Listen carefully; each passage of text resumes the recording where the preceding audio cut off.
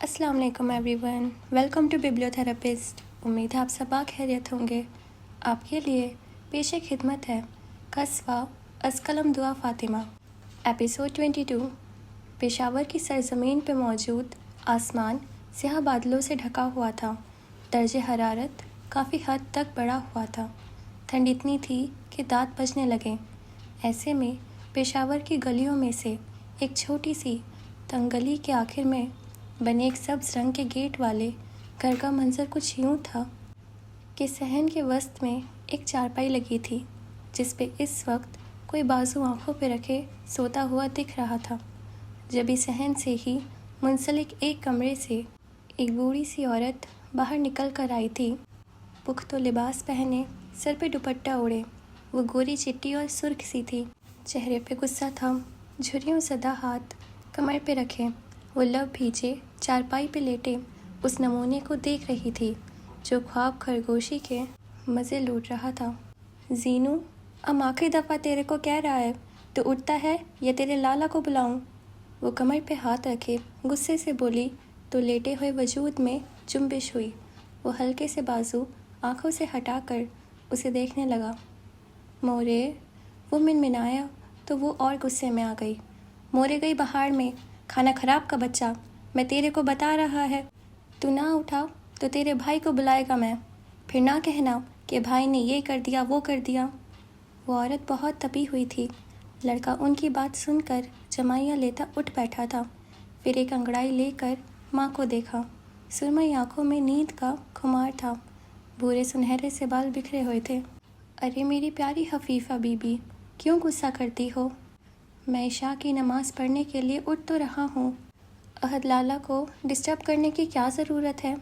वो मज़े से कहता जमाई लेने लगा। उस औरत की निस्बत उसके लहजे में पठानी अंसर बहुत कम था।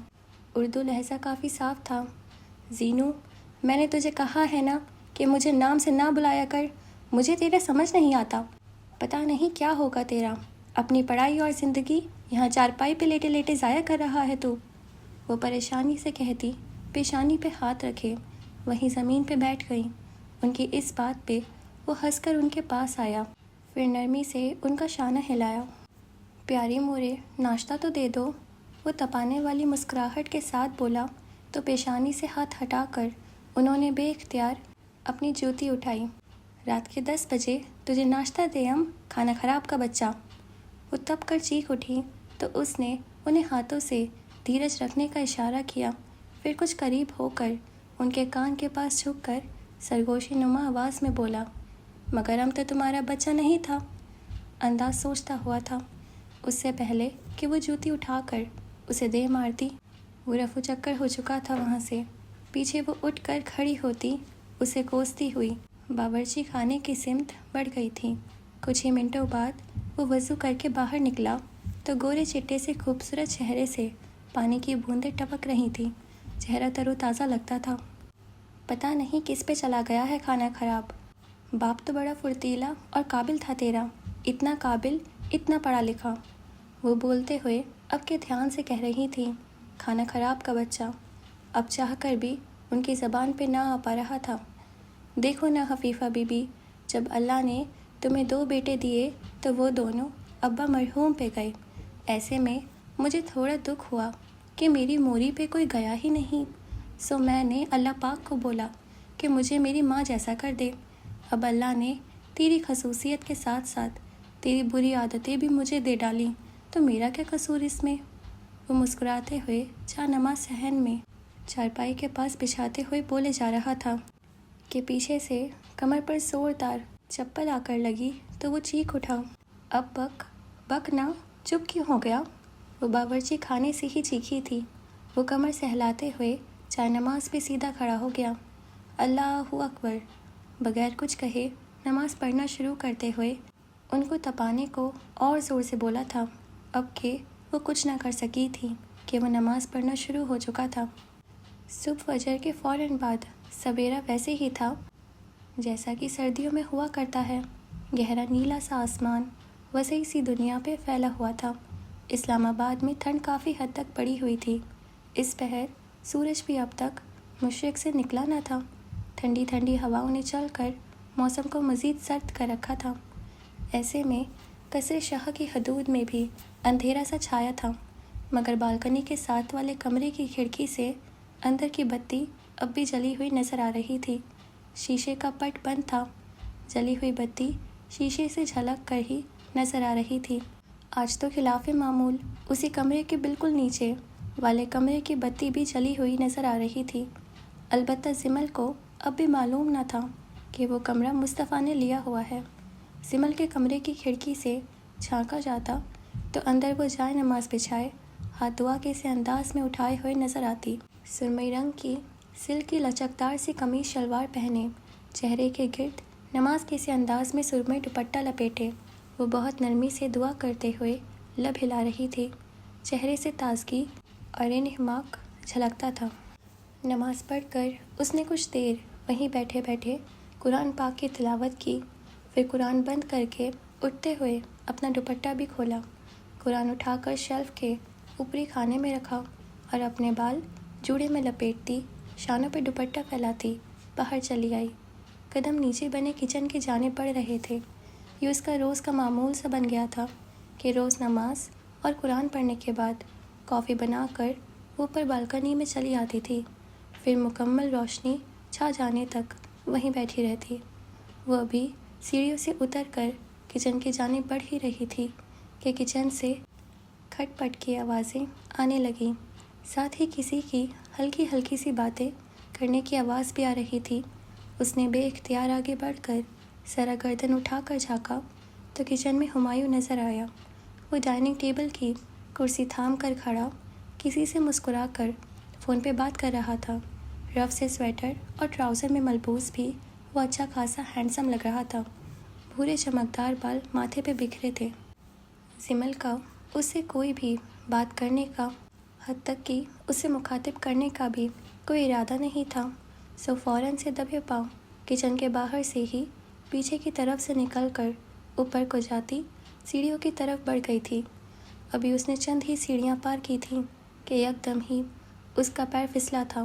سب کچھ سلو موشن میں ہوتا محسوس ہوا تھا۔ پاؤں پھسلا تھا اور اس کا توازن بگڑا تھا۔ اگلے ہی پل وہ پیچھے کی اور گری تھی، مگر اس سے پہلے کہ وہ گرتی، کس نے اسے شانے سے تھام کر یکدم ہی روکا تھا۔ وہ پھولے تنفس کے ساتھ گہری گہری سانسیں لیتی اسے دیکھے گئی، جو کچھ پریشانی اور تفکر کے تاثرات چہرے پہ سجائے اسے دیکھ رہا تھا۔ زمل اپنے شانے پہ سے اس کا ہاتھ جھٹک کر یکدم ہی دور ہوئی تھی۔ ہمایوں نے کچھ حیرت سے اسے دیکھا تھا۔ اب وہ کچھ دور کھڑی ہو کر گہری گہری سانس لے کر اسے دیکھنے لگی۔ اگر میں تمہیں نہ تھامتا تو تم گر جاتی، وہ کچھ شرمندگی سے بولا تھا، جیسے اسے صرف ہاتھ لگا لینے پہ بھی وہ شرمندہ سا ہو گیا تھا۔ زمل نے تنک کر اسے دیکھا تھا۔ میں گر جاتی ہوں تو خود اٹھ بھی جاتی ہوں، زمل نے تب کر جواب دیا تھا۔ آنکھوں سے شعلے نکل رہے تھے۔ وہ تمہیں چوٹ لگ جاتی، وہ بولتے بولتے کچھ خاموش سا ہو گیا تھا تو بے اختیار زمل کو اپنے لہجے اور بدتمیزی پہ کچھ شرمندگی سی ہوئی۔ دل ہی دل میں خود کو ڈپٹا، فوراً ہی لہجہ صحیح کر کے اسے دیکھ کر مسکرائی۔ شکریہ آپ کا، وہ بولی تو کچھ ناسمجھی سے اس کا بدلتا رنگ دیکھ کر وہ مسکرا دیا، دل سے، خوشی سے۔ شکریہ کہہ کر وہ مڑ کر اوپر جانے لگی تو یکدم ہی وہ پیچھے سے پکار اٹھا، زمل، کیا تم ایک کپ چائے بھی نہیں پیو گی میرے ساتھ؟ اس کے لہجے کی آس، امید، زمل کو بہت عجیب سا لگ رہا تھا۔ اس لڑکے پہ ترس بھی آ رہا تھا۔ وہ چہرے پہ بمشکل مسکراہٹ سجائے ہنوز آگے مڑی ہی اسے دیکھنے لگی۔ میں چائے نہیں پیتی، کہہ کر جیوں ہی مڑ کر آگے بڑھنے لگی وہ پھر سے کہہ اٹھا، تو پھر کافی؟ اس کا لہجہ، زمل نے ایک بار پھر کچھ شرمندگی سے مسکرا کر اسے دیکھا تھا۔ میں کافی بھی نہیں پیتی۔ وہ کچھ شرمندہ سا ہو گیا تھا۔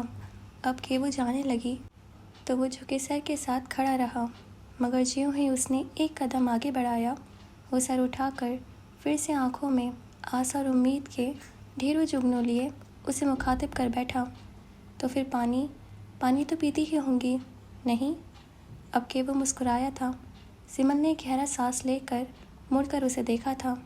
جو ایک زینہ نیچے ہی کھڑا ہوا تھا۔ یعنی آپ مجھے ایسے جانے نہیں دیں گے، ہاں؟ وہ کچھ بے بسی سے بولی تو وہ دانتوں کی نمائش کرتا ہنس پڑا۔ اگر ہاں کہو تو۔ زمل نے کچھ پل بے بسی سے اسے دیکھ کر ایک گہرا سانس لیا۔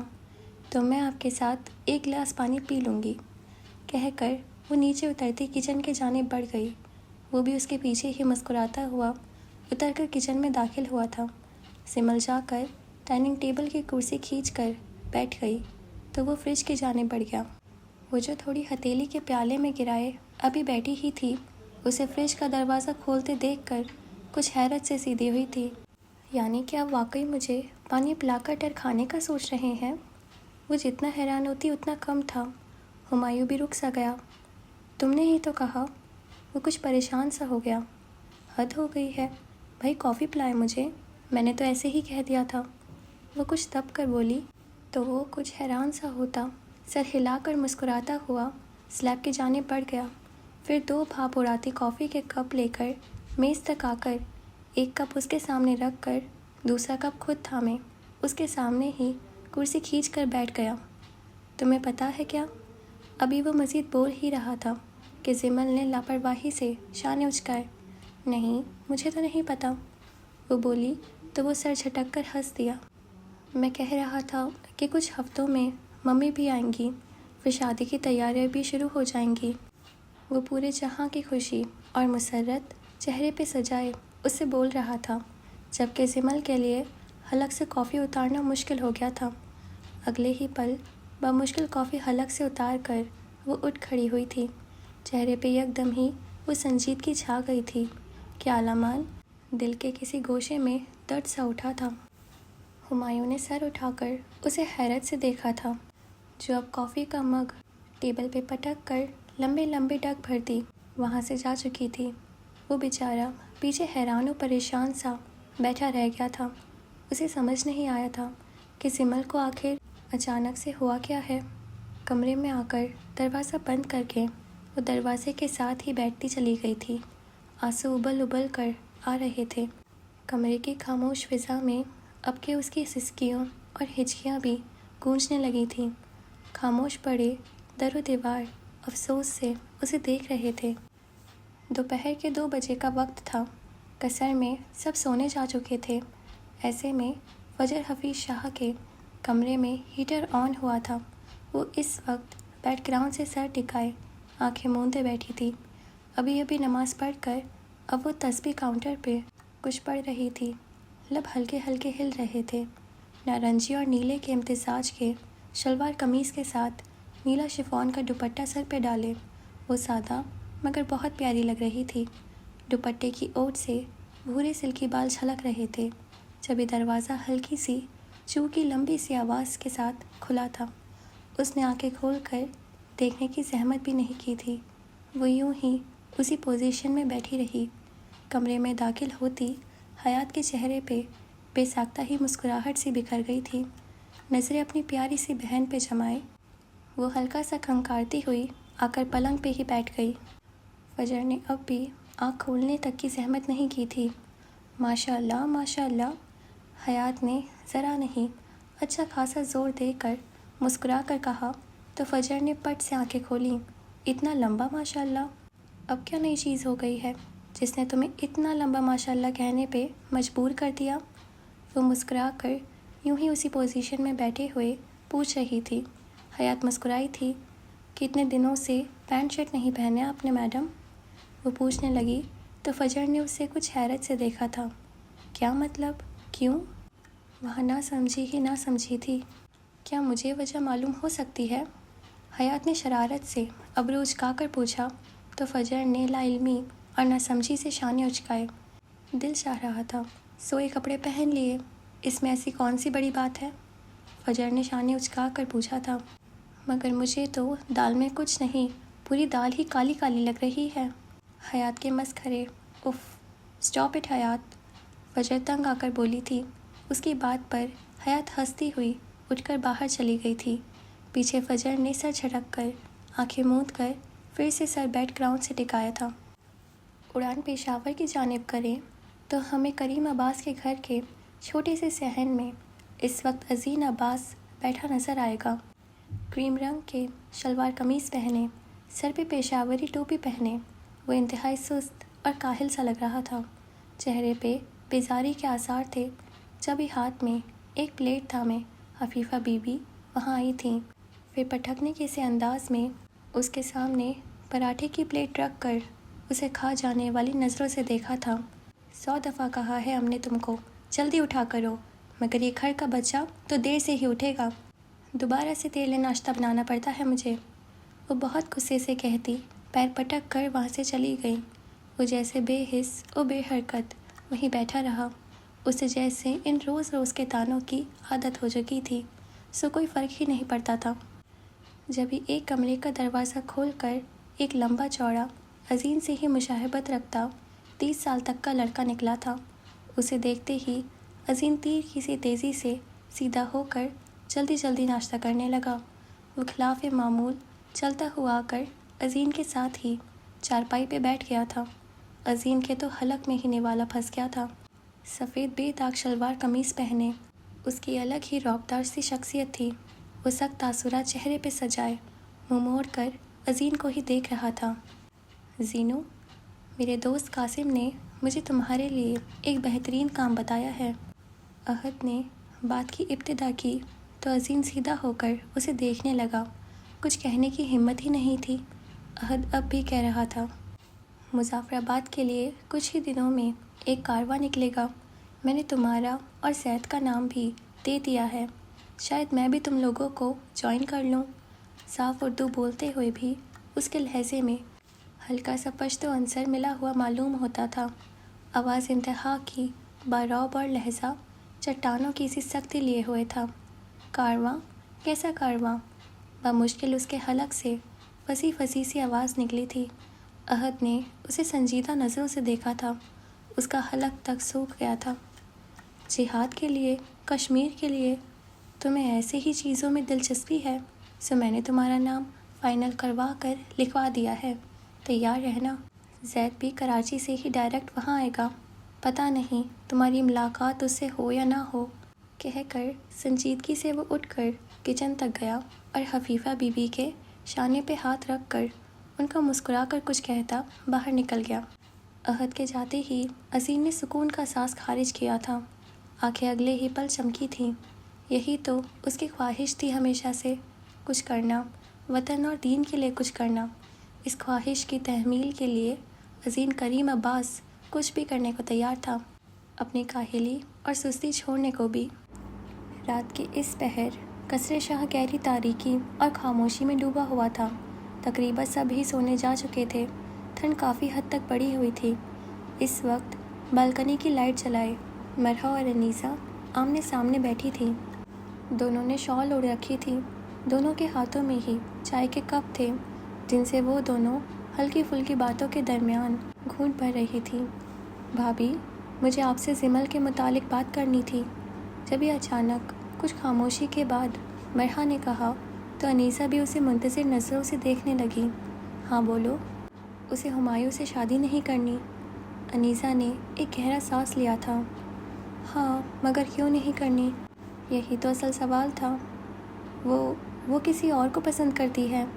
کچھ توقف کے بعد مرحا نے کہا تو انیسہ گویا ایک پل کے لیے ٹھہر سی گئی، پھر دل مضبوط کر کے اسے دیکھا۔ کسے؟ مصطفیٰ کو، اس کا کہنا تھا، اور انیسہ نے بے اختیار سر ہاتھوں میں دے کر آنکھیں بند کی تھیں۔ اب میں کیا کروں مرحا؟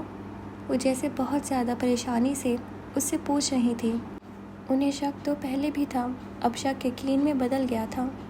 آپ مصطفیٰ سے بات کر کے دیکھیں نا، مرحا نے تجویز پیش کی تھی، جس پہ انیسہ نے بے ساختہ ہی سر نفی میں ہلایا تھا۔ میں اس سے ایسے اپنی بیٹی کی محبت کی بھیک مانگ کر اپنی بیٹی کو بے وقات نہیں کر سکتی مرحا۔ اپنی بیٹی کو میں بے وقات اور بے حیثیت نہیں کر سکتی، کسی کے بھی سامنے نہیں، چاہے وہ مصطفیٰ ہی کیوں نہ ہو۔ انیسہ کا لہجہ اٹل ہو گیا تھا، جیسے یہ تو وہ کبھی بھی نہیں کریں گی، چاہے کچھ بھی ہو جائے۔ ہاں، اگر مصطفیٰ خود مجھ سے زمل کا رشتہ مانگتا ہے تو کسی کو کوئی اعتراض نہ ہوگا۔ فریحہ کو بھی کچھ نہ کچھ کہہ کر میں منا ہی لوں گی۔ وہ جیسے پرسوچ نگاہوں سے آسمان کو تکتی بول رہی تھی۔ مرحا نے ایک گہرا سانس لیا تھا۔ مگر سمل، اس کا کیا؟ مرحا نے کہا تو انیسہ نے اسے دیکھا تھا۔ مصطفیٰ کی مرضی کے بغیر کچھ نہیں ہو سکتا مرحا، سوری، وہ قطعیت سے کہہ رہی تھی۔ جبھی نظر بالکنی کے دروازے پہ کھڑے ساکت سے مصطفیٰ پر پڑی تو وہ دونوں آنکھیں پھیلائے اسے دیکھے گئیں، جو اب قدم اٹھاتا ان کی جانب آ رہا تھا۔ مجھے سمل سے شادی نہیں کرنی ہے، میں اسے پسند نہیں کرتا، وہ بول رہا تھا، اور انیسہ کو لگا تھا گویا ان کی بیٹی کو سرعام بازار میں بے عزت کر دیا گیا ہو۔ اتنی سبکی، اتنی ذلت! اگر وہ مجھ سے پوچھ لیتی تو میں اسے خود سے محبت کرنے سے روک دیتا، نہ کرنے دیتا اسے خود سے محبت۔ وہ بولتا ہوا گویا گرم گرم ابلتا ہوا سیسا ان کے کانوں میں اڈیلتا ان دونوں کو تکلیف دے رہا تھا۔ تکلیف تو خود کو بھی ہو رہی تھی، مگر مصطفیٰ سالے کی تکلیف کی پرواہ ہوتی کس کو تھی؟ ڈاکٹر صاحبہ اور پھپھو، سمل یقیناً بہت اچھی لڑکی ہے، اسے کوئی بھی اچھا سا لڑکا مل سکتا ہے، مگر میں نہیں، میں اس سے شادی نہیں کروں گا، کبھی نہیں، وہ قطعیت سے کہتا۔ بغیر مزید کچھ کہے سنے مڑ کر لمبے لمبے ڈگ بھرتا وہاں سے چلا گیا تھا۔ وہ صرف کہنے آیا تھا، سننے نہیں۔ انیسہ بے دم سی ہو کر کرسی کی پشت سے جا لگی تھی۔ مرحا بھی حیرت زدہ سی بیٹھی رہ گئی تھی۔ کیا مصطفیٰ سالے بھی ایسا کر سکتا تھا؟ وہ بھی زمل جہانگیر کے ساتھ؟ جواب نیا تھا، ہاں کر سکتا تھا وہ بھی ایسا، مگر صرف سمل جہانگیر اور اس کی بہتری کے لیے ہی۔ مصطفیٰ سالے سب کچھ کر سکتا تھا۔ اگلا دن اچھا سا اترا تھا، مگر سب کے لیے نہیں۔ مرحا کے کمرے میں اس وقت انیسہ اور مرحا شدید اضطراب کی کیفیت میں گھری نظر آتی تھی۔ یہاں سے وہاں ٹہلتی، انیسہ بے یقینی سے سر نفی میں ہلا رہی تھی۔ میں دنیا کے کسی بھی شخص سے اس رویے کی توقع کر سکتی تھی، مگر مصطفیٰ سے کبھی نہیں۔ وہ بے یقین تھی، حیرت زدہ بھی۔ ہونا بھی چاہیے تھا۔ الفاظ تو دیکھ لیتا وہ اپنے، شادی نہیں کرنی تھی تو نہ کرتا، مگر یوں منہ پہ ریجیکٹ کر گیا وہ میری بچی کو۔ یہ بھی لحاظ نہیں کیا کہ وہ کسی اور کی نہیں، میری بیٹی ہے۔ وہ انتہائی دکھی لگتی تھی۔ اس سے بہتر تو ہمایوں ہے، چاہے کچھ بھی تھا۔ کیا میری بیٹی یہ ڈیزرو کرتی تھی؟ کیا اسے بہتر نہیں ملنا چاہیے تھا؟ وہ ہاتھ میز پر پٹکتی، شدید غصے میں بھی لگتی تھی۔ مرحا نے بے بسی سے انہیں نم آنکھوں سے دیکھا تھا۔ وہ تو پھنس کر رہ گئی تھی۔ ایک جانب مصطفیٰ تھا تو دوسری جانب سمل، ایک جانب بھتیجا تھا تو دوسری جانب بھتیجی۔ کیا کرتی وہ؟ دیکھیں بھابھی، ہم سبھی جانتے ہیں کہ مصطفیٰ ایک ویل مینرڈ لڑکا ہے جو انتہائی تمیز و تہذیب والا ہے، مگر اس کے ساتھ حالات ہی ایسے پیش آئے ہیں کہ… ابھی وہ مزید بول ہی رہی تھیں کہ انیسہ نے اسے عجیب نظروں سے دیکھا تھا۔ نظریں ایسی تھیں کہ بے ساختہ ہی اسے چپ لگ گئی تھی۔ مگر میری بیٹی کا کیا قصور تھا؟ اصل دکھ تو یہ تھا انہیں۔ تبھی انیسہ اچانک ہی اٹھ کھڑی ہوئیں تو مرحا نے سر اٹھا کر سوالیہ نظروں سے انہیں دیکھا۔ میں سمل کو بتانے جا رہی ہوں، مصطفیٰ کا جواب وہ سخت سے انداز میں کہہ کر آگے بڑھنے لگیں تو مرحا نے بے ساختہ ہی ان کا ہاتھ تھاما۔ مگر بھابھی، سمل کا دل ٹوٹ جائے گا۔ اس کی آنکھوں میں تفکر تھا، پریشانی بھی، دکھ بھی۔ ہاں تو کبھی نہ کبھی تو دل ٹوٹنا ہی ہے نا۔ انیسہ ہاتھ چھڑواتی ہوئی وہاں سے چلی گئی تھی۔ پیچھے مرا سر جھکائے فون اٹھا کر میر کی کال پک کر فون کان سے لگا گئی تھی۔ چہرے پہ اب بھی تفکر تھا، آنکھوں میں ہلکی سی نمی بھی تھی۔ ابھی میر کچھ دنوں کے لیے واپس دبئی گیا ہوا تھا، جب تک وہ وہیں رہ رہی تھی۔ اوکے فرینڈز، آج کے لیے بس اتنا ہی، باقی پارٹ نیکسٹ ایپیسوڈ میں۔ تب تک کے آپ ہمارے چینل کو سبسکرائب کر دیجیے اور ہمارے انسٹا اکاؤنٹ کو فالو کر لیجیے۔ خدا حافظ۔